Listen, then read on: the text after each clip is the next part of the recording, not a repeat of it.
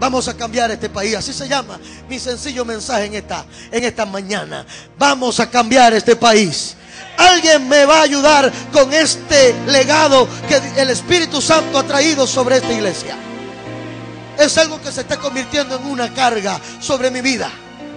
Créame, no dejo de pensar en cómo hacer para que este evangelio se siga predicando y que podamos seguir impulsando esto y que esta revolución de Jesús siga influenciando en todo lugar. Dígalo fuerte: vamos a cambiar este país. Vamos a cambiar este país. No hablo de un cambio político, escúcheme, no se equivoque. No hablo de un cambio político, de que hay que cambiar y que hay que poner un... No, olvídese de eso. Los cambios verdaderos que duran en el tiempo son cambios espirituales. Y los cambios espirituales es lo que este país va a sufrir en poco tiempo. En pocos días se va a ver una transformación de lo espiritual en este país. Los aires de este país van a empezar a cambiar. El ambiente espiritual de este país va a empezar a cambiar. Y cuando esto espiritualmente comienza a pasar, usted va a empezar a ver que ya la violencia no se incrementará.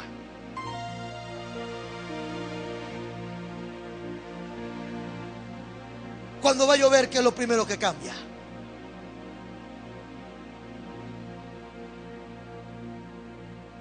Muy rara vez usted lo sorprende un palo de agua. Muy rara vez, pero usted sale de su casa, mira y dice: no, va a llover, yo me llevo un paraguas. Y usted agarra su paraguas y el tiempo comienza a cambiar. El tiempo empieza a cambiar. Y escúcheme algo, quiero que entienda esto, porque es importante lo que Dios va a hacer en este país en los próximos días. Este país es como un barco. Un barco que tiene algunos huecos abajo. En vez de criticarnos unos con otros y decir: bueno, tú eres culpable de que este barco se hunda, y entonces se reúnen para buscar culpables. Por supuesto, hay alguien que está encargado de llevar el timón, se llama así, ¿verdad? El timón del barco, de manejar el barco. Pero mientras muchos se están peleando por manejar el barco, no se dan cuenta que el barco continúa hundiéndose. Y no es un asunto de cambiar el que maneja el barco. Escúcheme, no se trata de esto. Se trata más bien de que nos unamos y digamos: vamos a tapar los huecos donde está entrando el agua para que no nos hundamos. Una pregunta: ¿usted cree que si un barco se hunde, unos se salvan y otros se ahogan?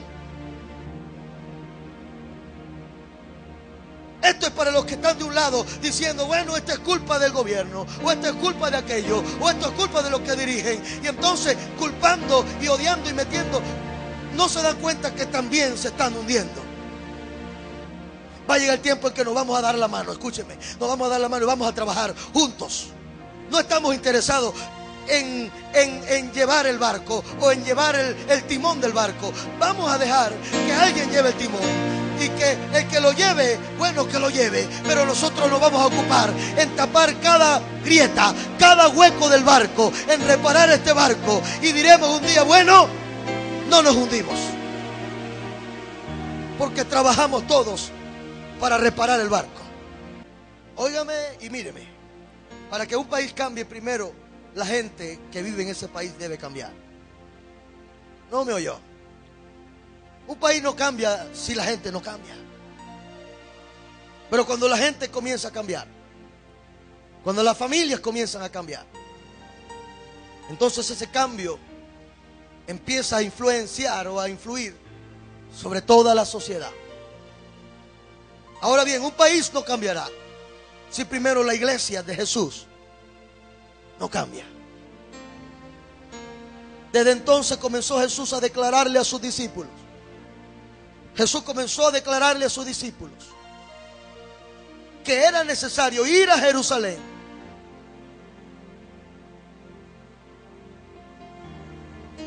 Ir a Jerusalén y padecer mucho de los ancianos y de de los principales sacerdotes y de los escribas. Y escúcheme, y Jesús le dijo a los discípulos claramente: me van a matar. Y luego voy a resucitar al tercer día. Jesús les habló clarito y les dijo: bueno, yo tengo un plan. Mi plan es ir al lugar de más influencia de toda la nación. Cuando alguna noticia querían que sonara durísimo en toda la nación, lo que hacían era que iban a Jerusalén. Y de Jerusalén, cuando se declaraba algo desde Jerusalén se influenciaba toda la nación. Y Jesús dijo: ahí es tiempo de llevar esto a un nuevo nivel. Es tiempo ya de que andemos solamente en grupitos pequeños, y es tiempo ya de que avancemos a la nueva etapa de lo que Dios quiere que hagamos. Jesús le habló a los discípulos y le dijo: bueno, este es mi plan. Mi plan es que el Padre me envió para que yo desafiara todos los sistemas que hay, y que estos sistemas estuvieran contra mí y hubiera un choque o una confrontación con los sacerdotes, con los ancianos, con los escribas, con los principales líderes religiosos del tiempo.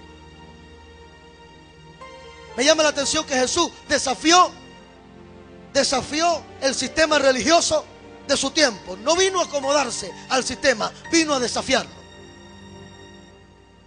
Vino a decirle: ustedes están mal, ustedes no están haciendo las cosas bien. Y yo traigo una forma diferente de adorar a Dios, de buscar a Dios. Y lo peor que ha hecho la iglesia, no solamente en este país, sino a nivel del mundo entero, es acomodarse.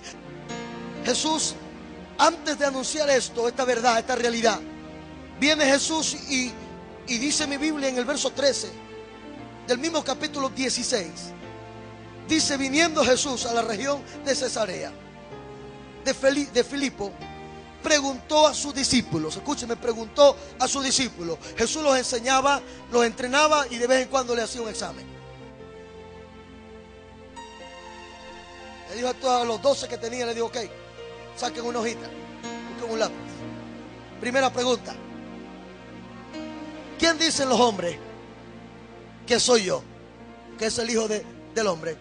¿Quién dice la gente que soy yo? ¿Sabe lo que a Jesús le interesa? Si estamos llevando el verdadero mensaje de Jesús a la gente. Porque si la gente afuera no conoce a Jesús, es sencillamente porque nosotros no les mostramos a Jesús. Vinieron de la región de Cesarea de Filipo y Jesús le pregunta a sus discípulos: ¿quién dice la gente? O sea, ¿de qué forma ustedes me están mostrando afuera? ¿De qué forma la gente me está conociendo? Y nótese que rápidamente le responden los discípulos. Le dice: unos dicen que eres Juan el Bautista, otros dicen que eres Elías, otros dicen que eres Jeremías, y algunos dicen que eres un profeta. Faltó ahí los que decían que era un falso, un blasfemo.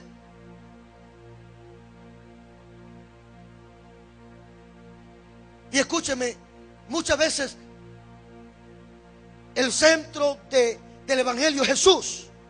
Y mientras no mostremos a Jesús como el Hijo de Dios, como el Salvador, como el Cristo, no vamos a poder tener un efecto de lo que esto produce en los corazones de cada persona. ¿Ya conocen un Jesús que es un profeta? Que fue alguien que marcó la historia, como marcaron la historia estos hombres que fueron grandes hombres, profetas de Dios. Jesús le dice: y ahora les voy a hacer la segunda pregunta. Ahora, ¿quién dicen ustedes? O sea, se supone que ustedes me conocen ¿quién dicen ustedes que soy yo? Todo el mundo se quedó callado. Nadie decía nada. Solo se miraban unos con otros. De pronto uno de los discípulos quiere echarle una broma a Pedro y lo empuja. Y Pedro queda ahí adelante. Y Jesús mira a Pedro y Pedro, de pronto algo le cayó a Pedro. Póngamelo en la pantalla. Y respondió Simón Pedro.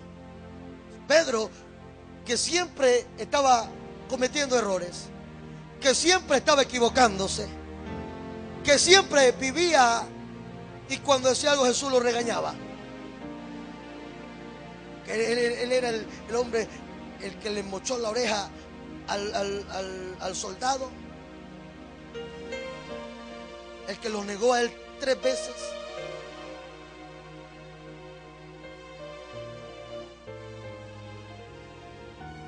Bueno, Pedro queda ahí y de pronto algo le cayó a Pedro. Y Pedro mira a Jesús y le dice: tú eres el Cristo.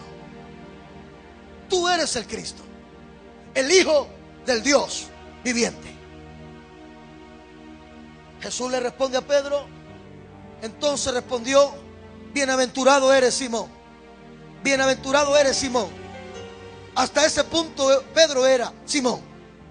Simón significa hoja que la mueve el viento. Una hoja que la mueve el viento. O sea, un inestable, un inconsistente, alguien que no tenía ningún tipo de estabilidad o firmeza. Eso significa Simón. Pero viene y le cae esta revelación de que Jesús es el Hijo de Dios y que es el Cristo o el Salvador. Y algo pasó con Pedro. Los discípulos, creo, no lo dice la Biblia, pero se estaban riendo. Todos hablaban entre sí diciendo: mira, qué metida de pata ha hecho Pedro otra vez, lo van a regañar. Jesús se le acerca a Pedro y cuando se le acerca le habla y le dice: Pedro, bienaventurado eres Simón, hijo de Jonás, porque esto no te lo reveló a ti carne ni sangre. O sea, en otras palabras, tú andas en la carne toda la vida. Yo sé que eres más carnal que espiritual, pero esta vez no fue una carnalidad. Esta vez te cayó algo de lo espiritual y por primera vez estás hablando algo que no salió de tu idea. No fue una idea tuya, no fue que lo pensaste, fue que el Padre que está en los cielos te trajo la revelación de lo que yo soy. Y en el momento que vino la revelación, digo, el Padre que está en los cielos te la reveló. Entonces póngame el próximo verso. Hay un cambio en Pedro. Pedro sufrió un cambio. Y entonces Jesús le dice a Pedro: y yo también te digo que ya no vas a ser Simón, o ya no vas a ser de ahora en adelante más inestable, sino que de ahora en adelante vas a ser llamado Pedro. Y Pedro significa pequeña roca o extracto de la roca. Entonces Jesús le dice: Pedro, tú vas a ser de ahora en adelante un pedazo de la roca que fue extraída de la roca inconmovible que es Jesús. Y le dice: y sobre esta revelación, sobre la revelación de Pedro, sobre la revelación de que Jesús es el Hijo de Dios. Por eso cuando salimos a predicar afuera en la calle, usted nunca verá a uno de los muchachos del Evangelio Cambia, por lo menos de los que estamos entrenando. Nunca lo verá hablando de doctrinas, de normas, de dogmas. No, nunca estará hablando de las formas como la iglesia hace las cosas. Salimos a la calle con un solo tema. ¿Cuál es nuestro tema? ¿Cuál es nuestro tema? ¿Cuál es nuestra predicación? Jesús. Y nadie nos saca de Jesús. Nos damos cuenta que la gente quiere a Jesús. La gente quiere a Jesús. Usted le dice a la gente: ¿tú quieres meterte evangélico? La gente dice: no, Señor, ni loco. Pero usted le dice: ¿tú quieres recibir a Jesús en tu corazón? Que Él cambie tu vida para bien y para siempre. Y la gente dice: sí quiero. Sí quiero.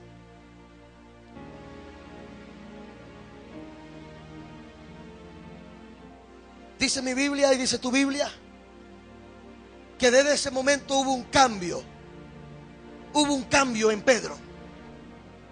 Y le dijo: Pedro, sobre la revelación de que yo soy el Cristo y que a ti te cayó, y ya tú me conoces no como el hijo de María, no como el hijo de José, no como el hijo del carpintero, sino que ahora tú sabes que yo soy el Cristo, o sea, yo soy el Salvador. Sobre la revelación de que yo soy el Salvador, yo voy a edificar mi iglesia. Mi iglesia va a estar plantada en que yo soy el Salvador, el Cristo, el enviado. Jesús es tu dulce Salvador. Dígale: es mi Salvador. Y luego le dice el próximo verso: yo también te digo, Pedro 18, que sobre esta roca yo edificaré mi iglesia, y las puertas del Hades no prevalecerán contra ella. Y el verso 19 le dice: y a ti te daré las llaves del reino de los cielos. Te voy a entregar una responsabilidad. Y le dice: todo lo que atares en la tierra será atado en los cielos, y todo lo que desatares en la tierra será desatado en el cielo.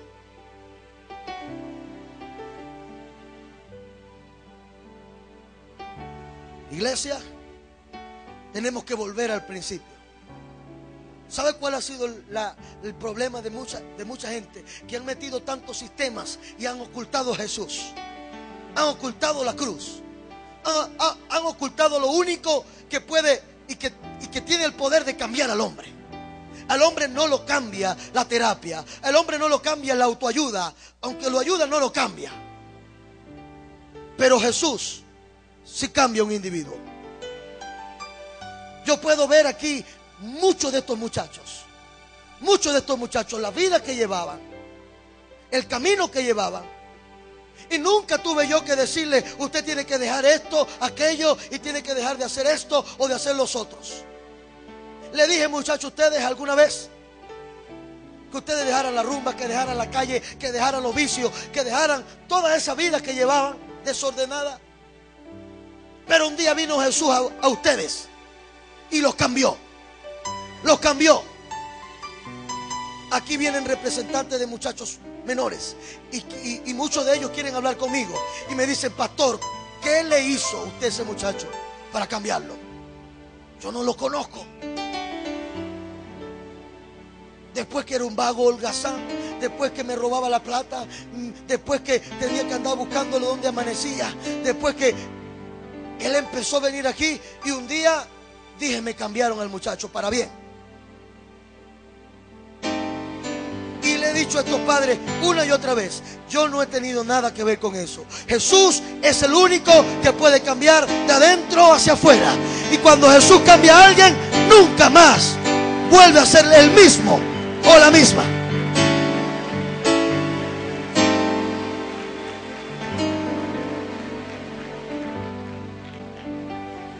Wow, Jesús puede cambiar este país.